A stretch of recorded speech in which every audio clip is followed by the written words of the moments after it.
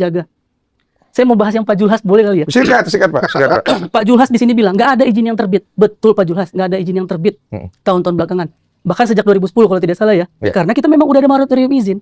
Tapi di dalam izin-izin yang udah diterbitkan ini masih ada hutan alamnya. Berapa jumlahnya? Jutaan Pak. Jutaan Mas.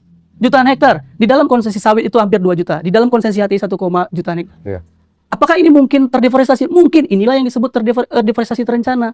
Deforestasi yang legal.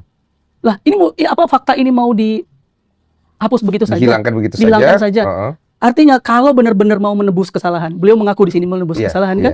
Beliau bilang bahwa saya dulu begitu ya, punya kesalahan. Kalau mau menebus kesalahan, kita sebenarnya tidak berbicara soal Pak Julhas. Kita nggak berbicara soal Raja Juli. Kita berbicara soal Menteri Kehutanan yang membuat kebijakan. Satu lagi Siti Nurbaya. Siti Nurbaya. Lalu ada MS Kaban. Panjang ke belakang. Itu kan? Kita nggak berbicara personal sebenarnya. Kita berbicara tentang keseluruhan. Menteri Kehutanan. Betul. Menteri Kehutanan saat ini punya kemampuan, punya kewenangan untuk mendeklar menghentikan deforestasi.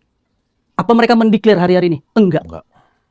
Mereka bisa mendeklar bahwa kita komit untuk beralih dari energi kotor ke energi bersih. Tapi apa mereka sudah lakukan? Enggak. Mereka masih membangun PLTU, mereka masih membangun energi transisi. Enggak ada yang mereka bangun. Untuk benar-benar kita tahu bahwa negara yang memiliki kewenangan ini, negara yang udah dilimpahin bencana ini, akan bergeser dari industri ekstraktif ke industri yang lebih hijau. Apakah lebih menguntungkan industri hijau? Semua penelitian menyebutkan kalau kita transisi ke ekonomi yang tidak ekstraktif, maka kita akan lebih baik ke green economy. Bayangkan, bagaimana ekonomi mau tumbuh di bumi yang mati.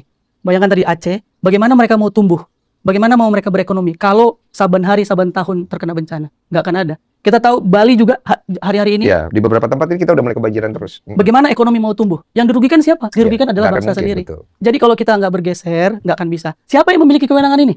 Pak Prabowo yang memiliki tongkat komando. Perintahkan di menteri-menterinya. Tunjuk gitu. Jangan, kan kemarin ada rapat paripurna ya? Beliau bilang, ditempa angin, dikritik. Kritik kita, kritik Greenpeace, kritik Mas Dandi dan kawan-kawan semua, ini kan karena kecintaan kita terhadap bangsa ini. Kita mau hidup lebih lama di sini. Kita mau lihat keindahan Indonesia, kita mau lihat ekonomi tumbuh. Kita bangga kan kalau Indonesia ingin mewariskan kebaikan juga buat keturunan bukan kita. Bencana kan maksudnya. Betul, kita nggak mau mewariskan bencana. Jadi kalau kita kayak gini terus, tidak melakukan perubahan yang fundamental, maka kita akan hanya bisa menantikan bahwa Indonesia mungkin tidak layak untuk kita tinggalin, karena bencana akan terus ada, dan kemampuan kita beradaptasi terhadap bencana itu akan selalu terus menurun. Tahan.